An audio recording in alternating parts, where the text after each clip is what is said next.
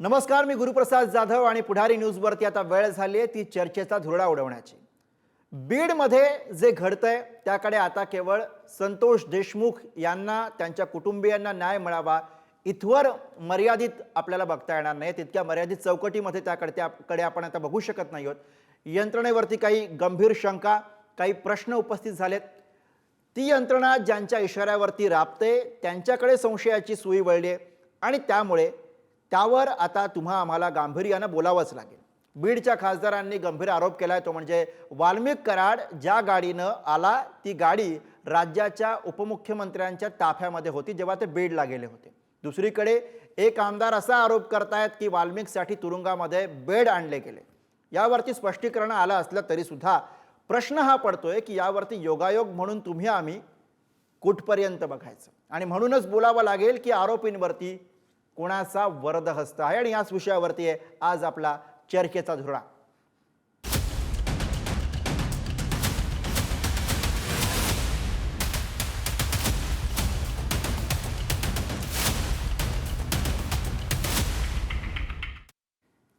आणि याच विषयावरती चर्चा करण्यासाठी आपल्यासोबत मान्यवर पाहुणे आहेत। आपल्यासोबत आहेत राष्ट्रवादी काँग्रेस शरद पवार पक्षाचे खासदार बजरंग सोनावणे आपल्यासोबत आहेत। त्यासोबतच रुपाली ठोंबरे पाटील राष्ट्रवादी अजित पवार पक्षाच्या प्रवक्त्या आपल्यासोबत आहेत।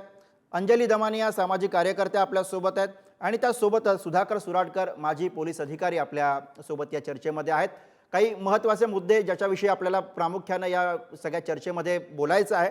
सगळ्यात आधी मी खासदार बजरंग सोनावणे यांच्याकडे जातोय, कारण आजचा सगळ्यात मोठा खळबळजनक दावा हा बजरंग सोनावणे यांच्या माध्यमातून झालेला आहे, ज्यात त्यांनी असं म्हटलंय की वाल्मिक कराड हा सरेंडर होताना ज्या गाडीमधनं आला ती गाडी ही राज्याच्या उपमुख्यमंत्र्यांच्या ताफ्यात होती जेव्हा ते बीडला आलेले होते। सोनावणे,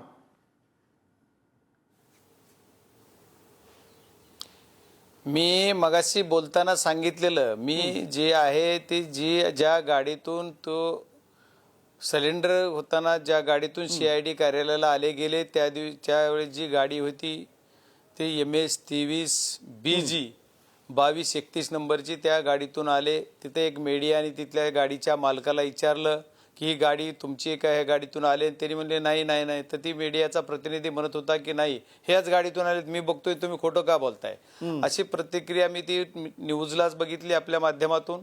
त्याच्यानंतर तीच गाडी आदरणीय आमचे महाराष्ट्राचे उपमुख्यमंत्री दादा आले त्या दिवशी तिथं ती हेलिपॅडला होती, त्याच्यात ती हेलिपॅडच्या तिथं होती, तिथं त्या मसाजोगला आलेली होती आणि जो व्यक्ती ज्याला बोललं गेलं तो व्यक्ती आमच्या मुकमोर्चाच्या त्या दिवशी सुद्धा बीडला गेला होता।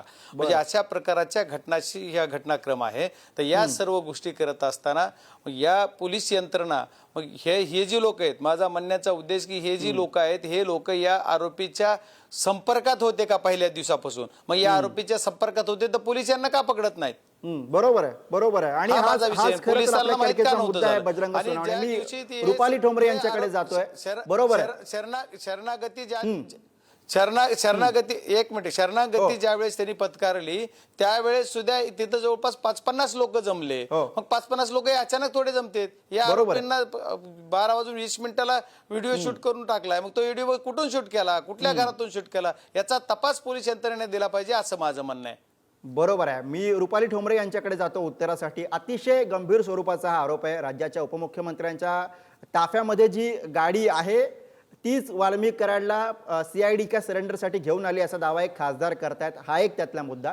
दुसरा मुद्दा त्यातला आजचा ताजा हा सुद्धा की रोहित पवार यांनी थेटपणे आरोप केलेला आहे की 5 बेड 5 पलंग हे बीडच्या पोलीस ठाण्यामध्ये आणले गेले, ते काही वाल्मिकसाठी आणले गेलेत का असा थेटपणे आरोप होतोय। या सगळ्या ज्या गोष्टी आहेत ना रुपालीताई, त्या सगळ्या गोष्टी एक परसेप्शन क्रिएट करतायत यंत्रणेबद्दल। त्या सगळ्या गोष्टी एक मेसेज देत आहेत की या सगळ्या आरोपींवरती कोणाचं तरी वरदहस्त आहे आणि त्यामुळे याच्यावर चर्चा करावी लागेल, यावरती उत्तर द्यावं लागेल। नक्कीच यावरती उत्तर द्यावं लागेल। आरोपींना सरकारचा कोणताही पाठिंबा नाही। जे परसेप्शन तुम्ही सांगताय, हे जे कोण आहेत खासदार, हे विरोधातील खासदार आहेत। कोण आहेत? रोहित पवार, हे विरोधातील आमदार आहेत। त्यामुळे हे विरोधक जाणून बुजून सरपंच देशमुखांच्या कुटुंबाला न्याय देण्याच्या ऐवजी त्यांच्या तपासाची दिशा बदलण्यासाठी जाणीवपूर्वक हे आरोप करत आहे. जे आपले खासदार बीडचे बजरंग आप्पा सोनवणे म्हणतायत की ती ताफ्यातली गाडी अजित पवार साहेब यांच्या ताफ्यातली होती. आता बीडला ताफ्यामध्ये जेव्हा या आधी कधी प्रचाराला गेले होते त्यावेळी ताफ्यामध्ये कोणकोणत्या गाड्या असतात? शरद पवार साहेबांच्याही ताफ्यामध्ये अनेक गाड्या असतात. त्या गाड्याचा आणि समजा त्या गाड्यातलं कोण आत्ता घडले, जी सरपंच देशमुखांची हत्या झाली, जो आरोपी आहे तो जर तिथे सरेंडर होतोय, त्याचे व्हिडिओ आहेत, ती गाडी कोणाची आहे, काय आहे, हा सर्वस्वी तपास करण्यात जरी प्रश्न निर्माण झाले तरी तपास कोण करणार आहेत? पोलीस करणार आहेत, यंत्रणा करणार आहेत. विरोधकांना तपासच होऊन द्यायचा नाहीये. जाणीवपूर्वक कुटुंबाला न्याय मिळू नये म्हणून हे विरोधकाचे खासदार आणि आमदार दिशा बदलण्याचं काम करतायत. मी तर म्हणते आत्ताशी मुख्यमंत्र्यांनी त्याच्यावर SIT पण केलेली आहे. कडक तपास करावा. या सगळ्या प्रकरणामध्ये हे विरोधकाचे जे राजकीय स्पर्धक आहेत ना, यांचा सुद्धा हस्तक्षेप असू शकतो. म्हणून त्याची दिशा विरोधकच कशाला ताई, हे विरोधकच खासदार कशाला? आणि तुमचे आमदार आमदार करताना सोडून ते आपल्याला सुद्धा दिसतंय. म्हणाले धनुभाऊंवरती. त्याचं काय करायचं मग आपण? फक्त विरोधकांना दोष देऊन नाही चालणार. सुरेश धस ज्यांनी हे सगळे मुद्दे मांडले ते तर तुमच्या सरकारमधले आहेत. ताई असं कसं करताय? नाही, सुरेश धस ज्यांनी हे सगळं प्रकरण लावून धरलं ते तर तुमच्या सरकारमधले आहेत. विरोधक म्हणून सोनावणे आणि पवार आता बोललेत, आज बोललेत. बर तेच उत्तर देते ना. हा, तुम्ही आता ताफ्याचं सांगताय. बरोबर आहे. मोर्चा असताना कोणी राजकीय वक्तव्य केली. बीड मध्ये राजकीय चढाओढीसाठी प्रकाश सोळंके आमचे, त्यांना मंत्रीपद नाही मिळालं, धनंजय मुंडेला मिळालं म्हणून त्यांनी त्यांची खंत बोलून दाखवली. धसांचं आणि मुंड्यांचं किती प्रेम, किती सख्य, किती वॉर आहे हे सगळ्या महाराष्ट्राला माहितीये. आता त्याच्यापुढे तुम्ही दुसरा प्रश्न विचारला की रोहित पवारांनी जे काही ट्विट केलं, लक्षात घ्या अत्यंत संवेदनशील प्रकरण आहे. संपूर्ण बीड अशांत झालेला आहे. अचानक वेळी हे सगळे राजकीय कार्यकर्ते एका दमामध्ये हजर राहतात. त्यामुळे हा बंदोबस्त वाढवला, पोलिसांची संख्या वाढवली. त्याच्यामुळे जर पोलिसांच्या तिथल्या त्या सोयी सुविधासाठी जर पलंग मागवले तर रोहित पवारांना अडचण असण्याचे कारण काय? ही कुठल्या आरोपीची सोय नसती. जी यंत्रणा राबते, जी तपास करते, जे एवढा मोठा ताफा बंदोबस्त तिथं ठेवलेला आहे, त्या पोलिसांसाठी ते लोखंडी बेड मागवलेत आणि त्याचा खुलासा पोलीस प्रशासनाने सुद्धा केलेला आहे. बरोबर आहे, बरोबर आहे. अगदी आता थोड्या वेळापूर्वी गृहमंत्री सुद्धा याच्याविषयी बोललेत. अगदी गृहमंत्री सुद्धा याच्याविषयी बोललेत. मी अंजली दमानिया यांच्याकडे जातो. अंजलीताई, रुपालीताई म्हणतात की अत्यंत संवेदनशील हे प्रकरण आहे, पण हे सगळं प्रकरण ज्या पद्धतीने हाताळलं गेलंय ती हाताळणी बघता सरकारला, या सगळ्या यंत्रणेला यातली जी संवेदनशीलता आहे ती मुळात कळली आहे का, हा प्रश्न पडतोय. नाही, खरं आता बोलायला सुरुवातच कुठून करायची हाच प्रश्न पडतोय. कारण आपण जर बघितलं की 11 तारखेला वाल्मिक कराड यांच्यावर एक खंडणीचा गुन्हा झाला आणि त्यानंतर ते अनेक ठिकाणी फिरत होते, त्यांचे काही फोटो देखील आले आणि त्या फोटोमध्ये त्यांच्याबरोबर एक शासकीय बॉडीगार्ड आहे. आणि हा शासकीय बॉडीगार्ड कसा आला, हा जेव्हा मी SP-ना तिथला प्रश्न विचारला की बाबा हा पेड होता का, ह्याला कमिटीद्वारे त्यांच्या जीविताला धोका आहे म्हणून त्यांना देण्यात आला, याच्या प्रश्नाचं मला उत्तर हवंय. तर त्यांनी ते देण्याची टाळाटाळ केली. ते म्हणाले मी चौकशी करून तुम्हाला कळवतो. आज 2 दिवस झाले अजून कळवलं नाही. बरं, हा शासकीय बॉडीगार्ड 15 तारखेपर्यंत त्यांच्याबरोबर असतो. तर एखाद्यावर जर खंडणीचा आरोप झाला असेल 11 तारखेला, तर 15 तारखेपर्यंत त्याच्याबरोबर शासकीय बॉडीगार्ड आहे आणि तो या खंडणी करणाऱ्याला अटक करत नाही. म्हणजे किती गंमत आहे म्हणायला पाहिजे. त्यात 15 तारखेला त्याला रिकॉल केलं जातं, रिकॉल, आणि त्याच्यानंतर हे फरार होतात. हे कुठल्याही बुद्धीला पटण्यासारखं आहे का? आणि रुपालीताईंना जे डिफेंड करायचं आहे ना, ते त्यांना पक्ष म्हणून खरंच करायची गरज आहे म्हणून त्या करतील. पण आता ह्या सगळ्या गोष्टींचा खुलासा कसा होणार? जेव्हा मी विचारलं की त्यांना रिकॉल केलं गेलं, ते काही पत्र देऊन केलं का फोनवर केलं? तर म्हणे नाही, SP-नी नुसतं त्यांना फोन करून परत बोलवलं. तर का बोलवलं? ह्या सगळ्या गोष्टी बाहेर आल्या पाहिजेत. त्याच्यानंतर ते इकडनं गोव्याहून कर्नाटकाला जातात आणि बरेच काळ ते बाहेर राहतात आणि पुण्याहूनच पुन्हा सरेंडर करतात. आता म्हणजे तिथे तर जेव्हा आम्ही बोलत होतो, तेव्हा एकानी गमतीत म्हटलं, की जर सीआयडीला जमत नसेल, तर शिवाजी साटमना बोलवा आणि त्यांना चौकशी करू द्या. म्हणजे बर इतकी आता लोकं त्याची मस्ती करतायत, कारण जे त्यांना होणं कल्पना अपेक्षित आहे नाहीये, जे याच्यात होणं अपेक्षित नाही आणि काहीच हाच होत हाच नाहीये. प्रश्न मी विचारला. रुपाली ताईंना काहीतरी आक्षेप आहे, तुम्ही बोलताय त्यावरती. पटकन एक कमेंट आणि मग मला सुधाकर सरांकडे जायचंय. मी पक्ष म्हणून डिपेंड करत नाही. मी एक क्रिमिनल लॉयर आहे. जेव्हा कोणी या अशा घटना घडतात, जेव्हा गुन्हे घडतात, हा तपास होत असताना पोलिसांना तपास करून देणं आणि पोलिसांनी तो तपास मीडियासमोर जाहीर करायचा नसतो. तो त्या चार्जशीटद्वारे कोर्टासमोर, मेहरबान कोर्टासमोर दाखल होतो आणि मग त्याची कारण का हा तपास आहे, त्याची सत्यता काय आहे. कोणी म्हणतं की हे आरोपी आहेत म्हणून आरोपी करता येत नाही, कोणी म्हणतं हे आरोपी नाहीयेत म्हणून आरोपी त्यांना बाहेर काढता येत नाही. मी कुठल्याही पक्षाचा डिफेंड नाही. मी संविधानाने, कायद्याने ज्या पद्धतीने तपास चालला आहे, ज्या गोष्टी घडतायत त्याच्यामध्ये राजकीय बरोबर आहे. अनेक प्रश्न जे आहेत ताई, ते पोलिसांवरती सुद्धा उपस्थित केले जात आहेत, पोलिसांवर सुद्धा उपस्थित केले जात आहेत. मी याच्याविषयी बोलण्यासाठी खासदार सोनवणेंकडे पण येणार आहे, पण त्याच्यापूर्वी मला एक कॉमेंट घ्यायची आहे, ती सुधाकर सरांकडनं. माजी पोलीस अधिकारी त्या राहिलेले आहेत. मला सांगा की सर, ज्या वेळेला अशा पद्धतीची एखादी मोठी केस असते आणि अशा पद्धतीनं एखादा काय म्हणूयात, एखाद्या मोठ्या व्यक्तीशी संबंधित एखादा व्यक्ती असतो ज्याच्यावरती आरोप असतात, तेव्हा आपण वारंवार या गोष्टी ऐकतो की त्याला काहीतरी वेगळी ट्रीटमेंट दिली गेली, त्याला काहीतरी सुविधा दिल्या गेल्या. मला तुम्हाला विचारायचं आहे, आता या प्रकरणात काय झालं काय नाही झालं हे केस बाय केस वेगळं असू शकतं, पण असं काही असतं का मुळात या सगळ्या सिस्टीममध्ये की एखादा जर का कोणी स्पेशल पाहुणा आलेला असेल सरकारचा किंवा मोठ्या माणसाचा, तर त्याला वेगळी ट्रीटमेंट, त्याला वेगळी फॅसिलिटी दिली जाते का? तुमच्या एकूणच काही अनुभवात असं सगळं आहे का, ऐकू आहे का, किंवा काही पाहिलेलं आहे का? ऐकू सोडा, माझा अनुभव आहे. मी बरेच मोठे गुन्हेगार पकडलेले आहेत. पोलिसांचं वागणं कसं आहे, पण एक मी पुन्हा स्पष्ट करू इच्छितो की सगळे पोलीस तसे नाहीत. आता प्रश्न येतो की ही जी घटना आहे ही आपण ज्याला म्हणतो की सर्कमस्टॅन्शियल एव्हिडन्स आहे. तर सर्कमस्टॅन्शियल एव्हिडन्स जेव्हा आपण घेतो तर त्याची पूर्ण साखळी तयार करावी लागते. फक्त कुठला तरी एक प्रसंग घेऊन त्यावर आपण भाष्य करणं योग्य होणार नाही. आता मला सांगा, हा पोलीस जो कोणी आहे हा पोलीस कर्मचारी आहे की ज्याला दिलंय त्याचा गुलाम आहे? आपल्या सर्वांना माहितीसाठी सांगतो की प्रत्येक पोलीस कॉन्स्टेबलनी त्याची डायरी लिहायची असते, ज्याला पेट्रोल बुक म्हणतात. सब इन्स्पेक्टरनी लिहायची असते, ज्याला विकली डायरी म्हणतात. एसपीनी लिहायचं असतं, ज्याला ई स्टेटमेंट म्हणतात. आता मी जाहीरपणे विचारतो की त्या कॉन्स्टेबलनी रोजची डायरी लिहिली आहे का? 2, त्याची डायरी कोणी बघितली आहे का? तो पोलीसवाला आहे, जर ज्याला प्रोटेक्शन दिले त्यांनी काही गुन्हा केला तर त्यांनी ऍक्शन घ्यायला पाहिजे. कित्येक दाखले आपल्याला माहिती आहे, मलाही माहिती आहे, जिथे की धडधडीत गुन्हे, खून घडतायत, जिथे दिलेलं संरक्षण जो आहे तो काही करत नाही. तर पोलिसांची जबाबदारी फार मोठी आहे आणि पोलिसांसारखं वागलं पाहिजे, गुलामासारखं वागू नये.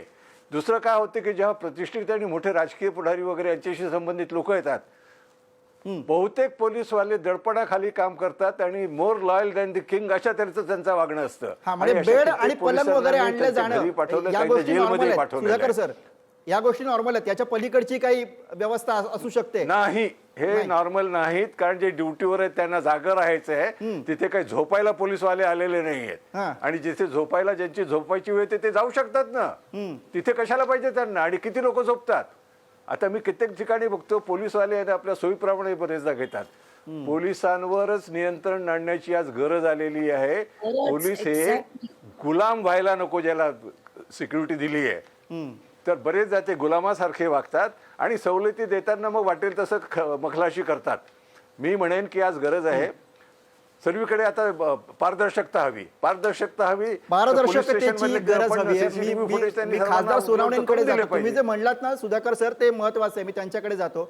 मला सांगा, पारदर्शकतेची अपेक्षा आहे महाराष्ट्राला, सगळ्याला, ज्यांनी हे सगळं प्रकरण जवळून बघितलेलं आहे, ज्यांना संवेदनशील मनाने जे या घटनेकडे बघतात, न्यायाच्या अपेक्षेने बघतात. खासदार सोनवणे, मला तुम्हाला विचारायचं आहे की बीडमध्ये हे सगळं प्रकरण झालेलं आहे. बीडमध्ये आता जी काही सगळी पुढची कारवाई होणार आहे ती होणार आहे. बीडमध्येच वाल्मिकला ठेवण्यात आलेलं आहे. बीड एकूणच सगळं इकडचं वातावरण बघता, इकडच्या सगळ्या ज्या काही शंका तुम्ही सगळ्या मंडळींनी उपस्थित केलेल्या आहेत त्या सगळ्या शंका बघता, बीडमध्ये हे प्रकरण चालणं हे तुम्हाला वाटतंय की नैतिकदृष्ट्या योग्य आहे, अयोग्य आहे? मी आपल्या चॅनलवर जेवढे पाहुणे आहेत त्यांचं मी पहिल्यांदा आदर करतो. मी कुणाचा हेवा करीत नाही, कुणाचा द्वेष करीत नाही. मी सरळ स्ट्रेट फॉरवर्ड माणूस आहे, खासदार आहे. पब्लिकच्या सर्वांच्या भावनाचा आदर करून मी आपल्या प्रश्नाचं उत्तर असं देणार आहे की मागच्या बऱ्याच दिवसापासून आमच्या इथं ही झालेला जो प्रकार आहे, आज 23-24 दिवस घडले.